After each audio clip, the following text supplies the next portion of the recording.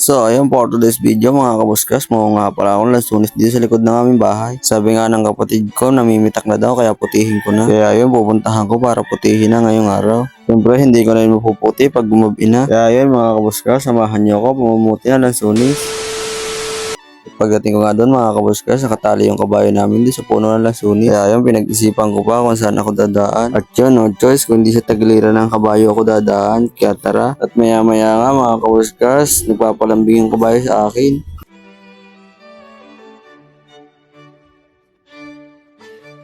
At yun na nga mga kabuskas, hindi ko alam kung nagpapalambing ba siya o nangaamoy ba. Kaya yan ang ginawa ko mga kabuskas, pinaalis ko na lamang. At yun na nga mga kabuskas, di nga natagalan, dito ko na yung lansunis. At siyempre nahirapan din ako madyo kasi madulas yung lansunis. Kasi madami siyang lumot sa puno mga kabuskas. At ito na nga mga kabuskas, sinimulan ko nang putihin. Pero pagdating ko dyan sa gitna ng lansunis, ang dami pa ring hilaw. Kaya yun mga kabuskas, pinili ko na lang yung mga hinog ng lansunis. At yun, namadyo pa ako sa taas-taas mga kabuskas kasi naandun ang karamihan ng bunga. At dyan nga mga kabuskas, nahirapan ako dun sa isang sanga kasi malayo yung bunga. Kaya ang ginawa ko mga kabuskas, pinalaglag ko na lamang yung bunga niya para makuha ko. Hindi nga ako nakatiis mga kabuskas, sumadyo pa ako sa kataas-taasan. Ang kaso sa kasamaang palad mga kabuskas, ang aking pinamuti nalaglag lahat sa baba. Kaya yun, tinawagan ko si Krisa para pulutin niya yung mga nanaktak dun sa baba. At maya maya nga mga kabuskas ay dumating na.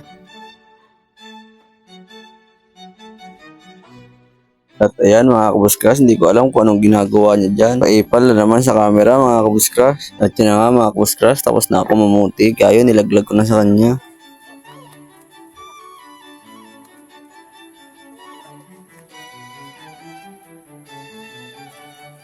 At pagkatapos mga mamuti mga kabuskas, bumaba na rin ako sa taas mga kabuskas ay maligha.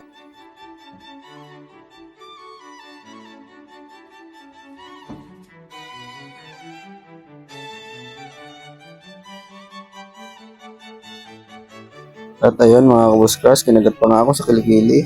At pagbalik ko nga sa bahay yun, nangangain nila yung lansunis sa pinanguha ko.